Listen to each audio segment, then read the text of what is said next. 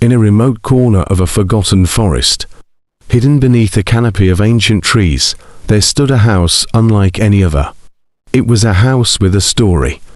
A story whispered among the locals for generations, a story of haunting and the restless spirits that dwelled within its decaying walls.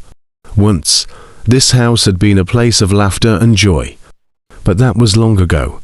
It was now the domain of eerie footsteps that echoed through empty hallways, of doors that creaked open in the dead of night, and of chilling whispers that seemed to emanate from nowhere and everywhere all at once.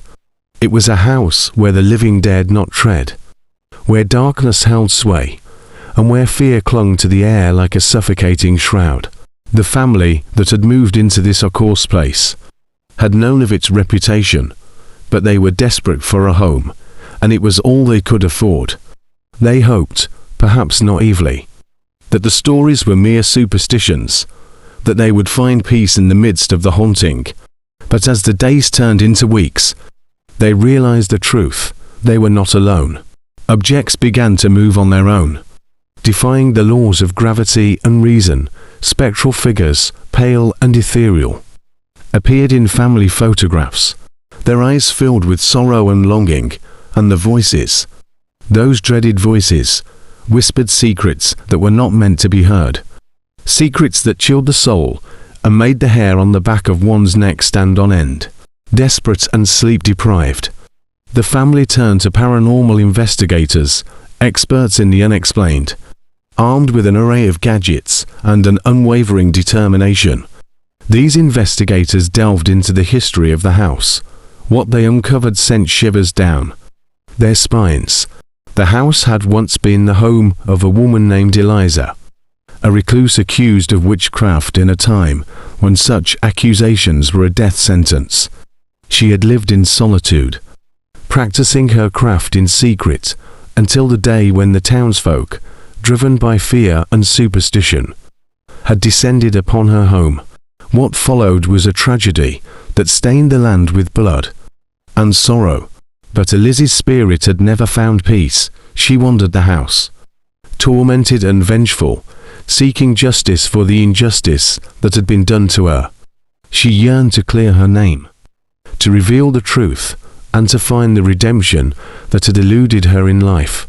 One fateful night, in a room filled with flickering candles and the scent of burning sage, the family and the investigators gathered for a seance, hoping to communicate with the restless spirit.